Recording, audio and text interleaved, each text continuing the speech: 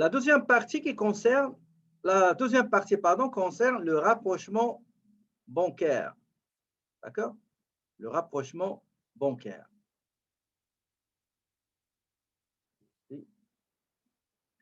Le rapprochement bancaire. Le rapprochement bancaire, on a dit, la première chose qu'il faut faire, il faut identifier quels sont les montants qui se trouvent dans le relevé bancaire et sur le relevé bancaire et dans la comptabilité. Quels sont les montants qui se trouvent dans la comptabilité et qui ne se trouvent pas sur le relevé bancaire? Et quels sont les montants qui se trouvent sur le relevé bancaire et ne figurent pas dans le grand livre de la banque au sein de l'entreprise? On va commencer par les montants qui se trouvent dans les deux parties-là. Donc, et on va les marquer par la couleur jaune. Nous avons aussi ces montants-là, 17 000, OK, ces trois-là.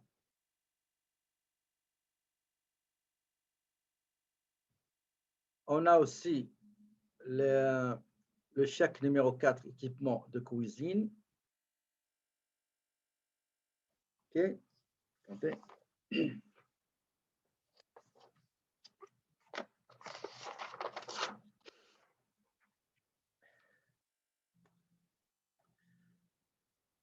Donc, il reste une autre, 1250.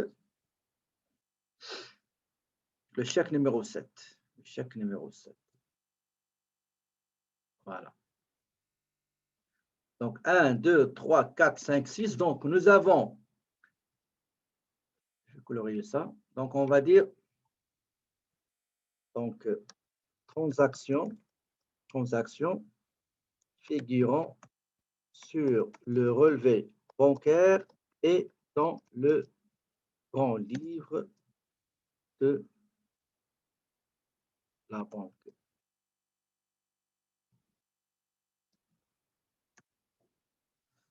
Maintenant, quelles sont les transactions qui se trouvent sur le relevé bancaire et ne se trouvent pas sur l'autre? Ben, regardez, on va les colorier. Donc, on va donner ce montant-là. On va les mettre ici.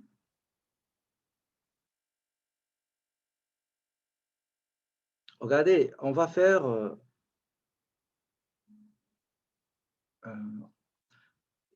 transaction. Donc, transaction. Ces montants-là, ils vont diminuer l'encaisse parce qu'il s'agit de sorties d'argent qu'on n'a pas tenu en compte dans notre comptabilité.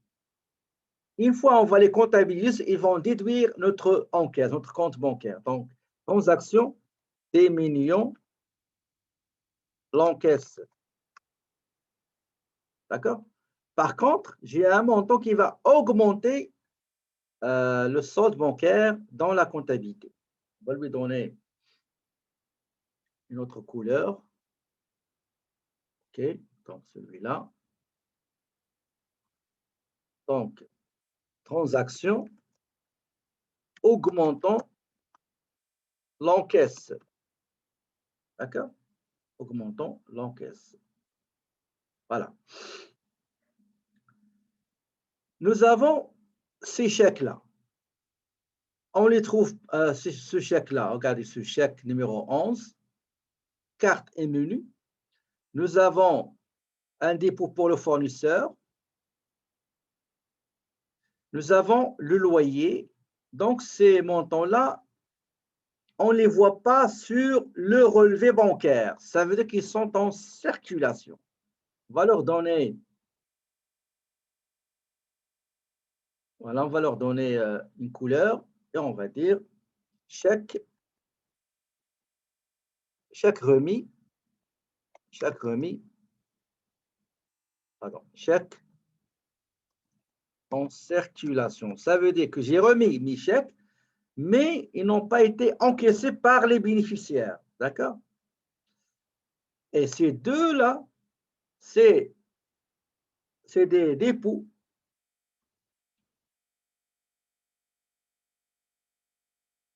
qu'on devrait normalement les voir sur le relevé bancaire, mais ils n'ont pas été réalisés. Donc, c'est des dépôts en circulation ou bien en transit. On va leur donner une autre couleur, ce ne sera pas long. On va leur donner la couleur verte. Voilà. C'est des dépôts en circulation. Circulation. D'accord? C'est des dépôts en circulation.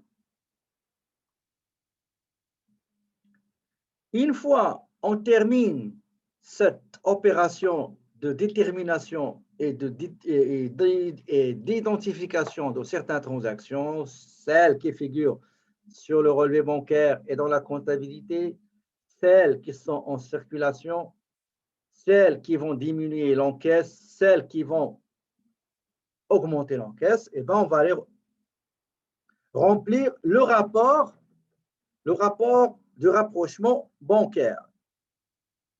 Voilà, le rapprochement bancaire est là. La première chose qu'il faut faire, il faut indiquer les soldes de fin de période, fin de septembre 2020, qui figurent sur le relevé bancaire et aussi du grand livre de la banque. Quand je dis grand livre, ça veut dire c'est les livres comptables. Donc, grand livre dans la comptabilité, le solde égal, je reviens ici, je cherche mon livre, mon grand livre, c'est celui-là, 49 134,88. Le relevé bancaire, je vais le chercher, je vais les lier, relever avec le rapport. Donc, c'est 1659. Pardon. Je commence par les sommes qui vont augmenter l'encaisse. D'après le relevé bancaire, je vois qu'il y a 2220, c'est un revenu d'intérêt de placement. D'accord? Donc, revenu d'intérêt de placement. La date, c'est le 30/09/2020.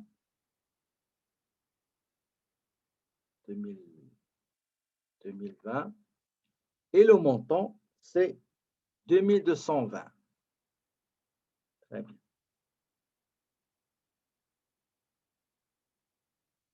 Maintenant, quelles sont les sommes qui vont diminuer l'encaisse? Comment diminuer l'encaisse? Parce que c'est des sommes qui se trouvent sur le relevé bancaire. Le relevé bancaire, il indique que ces sommes-là ont quitté la banque. D'accord? Ils sont sortis de ma banque. Et moi, je ne les ai pas comptabilisés. Donc, j'ai un solde de 49 134 à la fin du mois de septembre dans mon livre, dans mon grand livre. Si je comptabilise ces montants-là, eh ben, mon solde il va diminuer. C'est tout à fait normal. Prenons le premier, c'est les frais commission bancaire. Frais commission bancaire, date, c'est 16/09/2020. Le montant, c'est 650. Il y en a qui ont assemblé les deux frais et commission bancaire. J'ai accepté malgré que je le déconseille. Pourquoi? Parce que vous allez faire des écritures comptables, il fallait respecter les dates. Et à maintes reprises, j'ai répété, à maintes reprises, il faut séparer, il ne faut pas les assembler. Si vous avez 4 ou 6 frais et commission bancaire, il ne faut pas les totaliser, mettre un seul montant. Deuxième montant qui va diminuer l'encaisse, j'ai accepté les deux options. Soit il s'agit d'un dépôt pour un fournisseur, soit il s'agit d'un achat. D'accord? Donc, la date, c'est le 24/09/2020. Le montant, je vais le chercher. Le montant, c'est 34 492,50. Celui-là aussi, je dois le relayer ici. Voilà. Troisième montant qui va diminuer l'encaisse. Regardez, j'ai accepté soit dépôt fournisseur, soit achat. D'accord? Si vous avez fait fournisseur, dans le journal, il sera fournisseur. Si vous avez mis achat dans le journal, il faut avoir l'achat sans taxe et après TPS, TVQ. Si vous avez mis le montant avec taxe, je l'ai accepté quand même. Voilà. Prêt et commission bancaire, c'est quelle date? C'est le 30/09/2020. Le montant égal, je vais chercher le montant qui va diminuer, c'est 1050. D'accord? C'est 1050.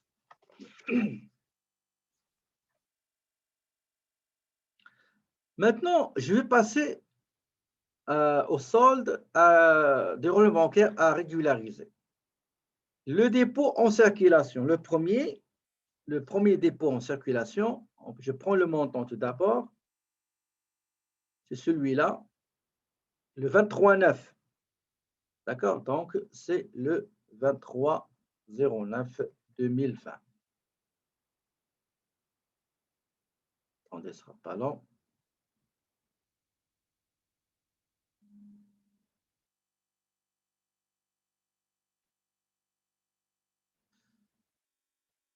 Le 23/09/2020. Deuxième dépôt en circulation, je vais chercher le montant. C'est 35 000 qui date du 28. Donc, je mets 28/09/2020. J'ai terminé avec deux montants en circulation. Regardez, j'ai en vert, j'ai deux montants en circulation. Il me reste 3 chèques en circulation. 3 chèques en circulation. Je vais les mettre ici. Le premier date du 21/9, chèque, donc 21/9, numéro de chèque 5. OK.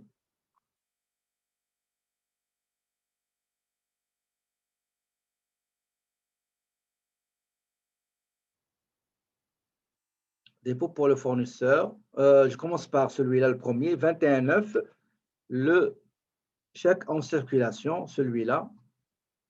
Chèque numéro 5, facture numéro 11, Romo Inc. Deuxième chèque que j'ai remis, il est toujours en circulation. D'accord? Il doit normalement refléter le solde réel. Donc, égal le dépôt des fournisseurs. Le deuxième, c'est 20 000. Troisième chèque remis en circulation, c'est celui du loyer. Et voilà, nous avons deux soldes régularisés.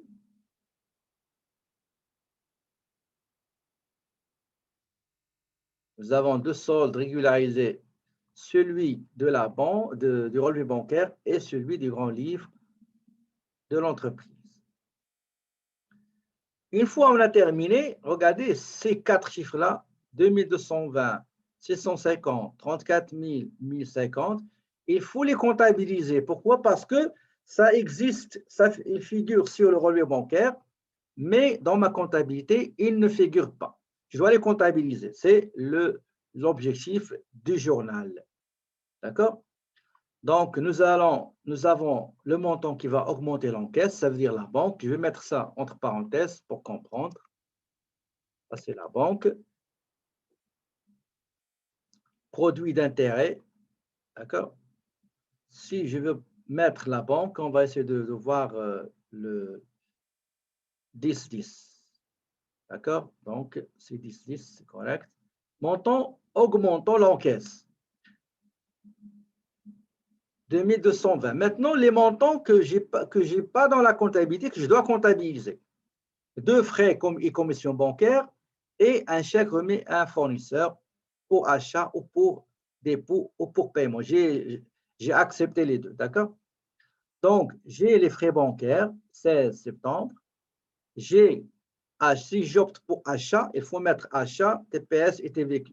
Sinon, si vous mettez dépôt pour fournisseur, ben, vous allez mettre le montant Donc, j'ai accepté les deux.